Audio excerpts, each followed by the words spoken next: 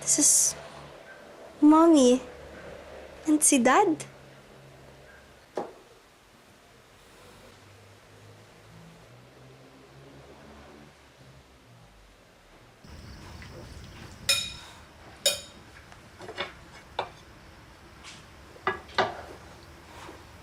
Yaya Mila? Yaya Mila, nag-ayos ka ba ng workstation ko?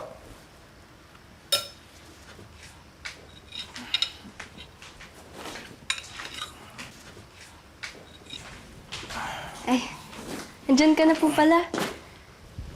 Sorry po, nakatulog na po ako. Tsaka, kumain na rin po ako. So, di po kita masasabayan. Ay, ganito ka po ba palagi umuwi? Sobrang late na. Yes, why? Di lang po kasi ako sanay na gising sa ganitong oras. Hindi din ako sanay na may question ng mga ginagawa ko. Sorry po. Sorry, pasensya ka na. Kainom lang.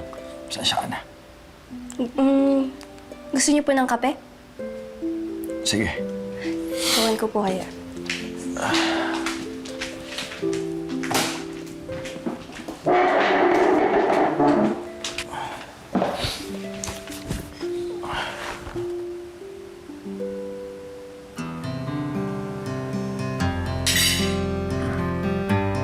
Sino nagluto nito? Ay, ako po.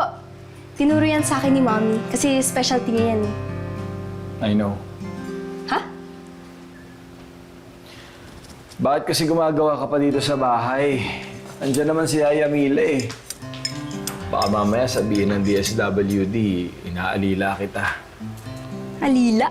OA mo naman, Dad. Ayoko lang kasi lumaki ng walang alam sa buhay. Kaya tinuro sa akin to lahat ni Mommy. Kasi alam mo naman, hindi naman habang buhay nandito siya. Tsaka ikaw. Tsaka hindi ako sanay na makalat yung bahay. Sabi ni Mommy, okay lang daw makalat ang buhay. Wag lang makalat ang bahay. Ayaw mo po talaga kumain? Sarap yun, oh.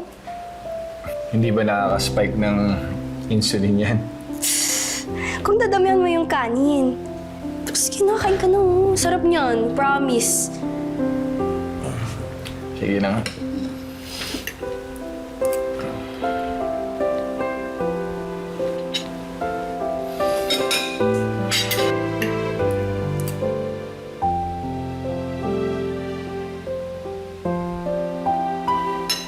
Sarap, no? Galing ako magluto. Turo ni Mama.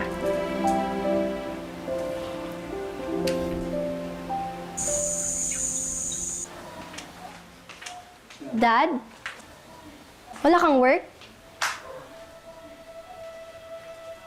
Dad? Dad? Oh my gosh. Hello po. Emergency po. Kailangan ko po ng ambulansya. Ay, sorry po. False alarm. Ano ba yan? Dad, Ambulansya agad, ha?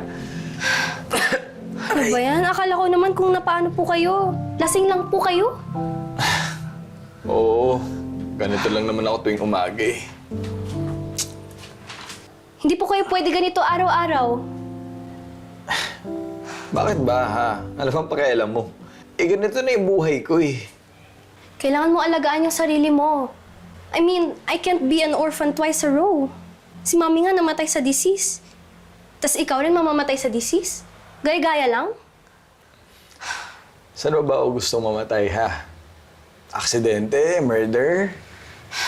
Wala. Ayaw ko kayong mamatay. Sa ngayon, gusto ko kayong mamatay dahil sa old age. In that way, mas matagal pa po tayo makakasama. Alam mo, paano man ka kay Eunice? Pareho kayong mag-isip. Lagi niya sinasabi sa akin, ang importante sa buhay ay hindi maging mayaman or maging successful. Ang importante, may kasama ka. Yung mahal mo. Yun yung importante. Gusto niyo po ng cold water? Wait ko po ako. Kape na lang. Ma-irritate yung tiyan mo niyan. Nagkasakit ka pa.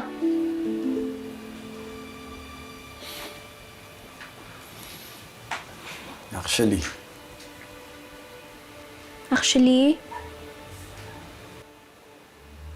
Actually, tama ka.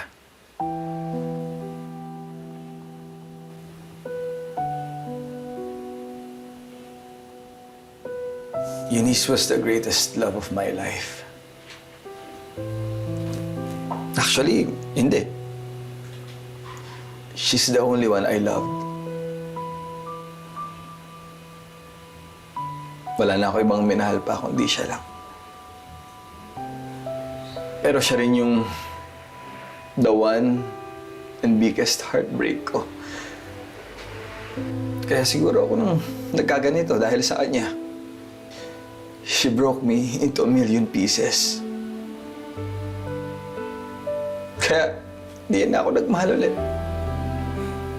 Pero all is well naman. Nakamove on na ako from her.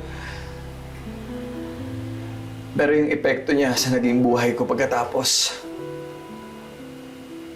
hindi nawala. alam mo, si Mommy, she always thought about you every day. Lagi kanyang binabanggit.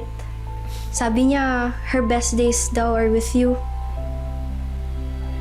Kaya kanya siguro pinapunta dito, no? To make amends with me. Sa kabilang buhay. Isa yan sa dahilan. Pero ang pinakadahilan dyan is legally, ikaw ang tatay ko. And ayon sa batas, ikaw ang dapat kumukup sa akin. Bad trip naman to. Patalo na yung luha ko eh. Totoo naman eh.